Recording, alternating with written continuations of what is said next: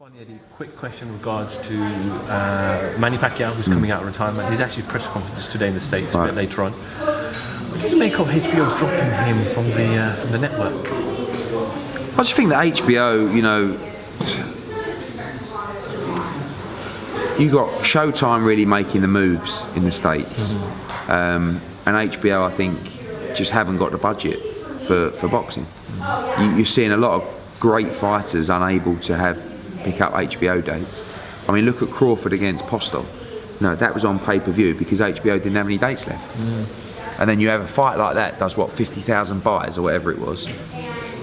I know the replay would have done some numbers, but it just doesn't make sense, does it? So I don't know how big Pacquiao against Vargas is. I don't think it feels that huge.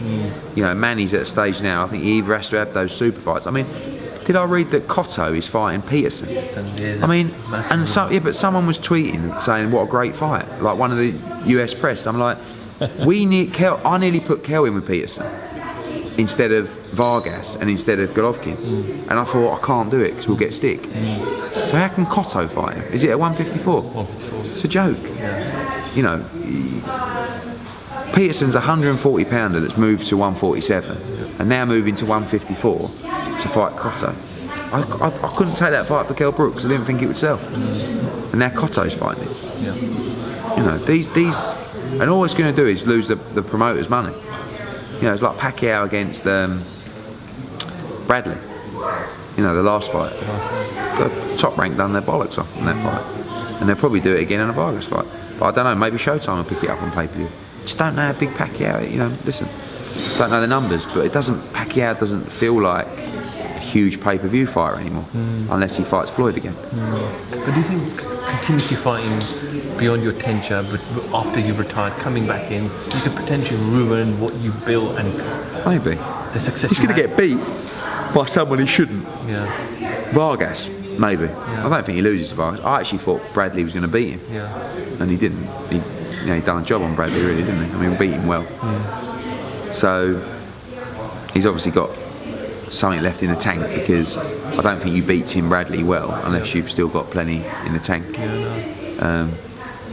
But the problem we have with Vargas is a good little fighter, but he's got no profile. And in America, Brooks got no profile. That all changes after Saturday. Absolutely. So. Just finally, you mentioned about the Crawford pay-per-view buys. What would be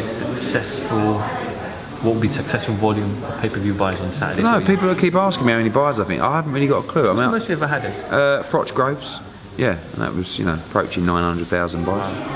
So, Pacquiao against Mayweather done more like 1.1. It's the biggest one ever. Joshua was really solid, always bubbling 455, and Klitschko Fury creeped over 5.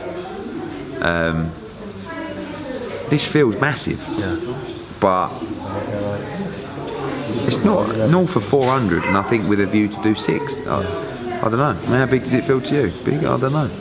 It's one of them where every boxing fan's going to buy it because it's Golovkin, and it's how many casuals does it captivate? Like when Joshua boxes, the casuals buy it. I kind of get the feeling the fight fans go, "Nah, pass." Do you know what I mean? But the fight fans is small. Like Quigg Frampton was really disappointing numbers because it was a trade fight. This isn't really a trade fight, but it has got a little bit of trade fight element to it. But I think north of 4, and if it can start with a 6, we'll have a nice drink after. It's funny because I met Abel's wife yesterday in Covent Garden, and she's wearing a T-shirt that said "I love Triple G." Really? So I noticed it straight away. And she goes, "I'm very surprised. I'm walking around and no one's recognising it." I said, "But you're in Covent Garden." But also, no one's going to go up to you and go, "Oh, I love Triple G." It's good. I want her to walk around the whole of London for the next 2 days with that T-shirt on.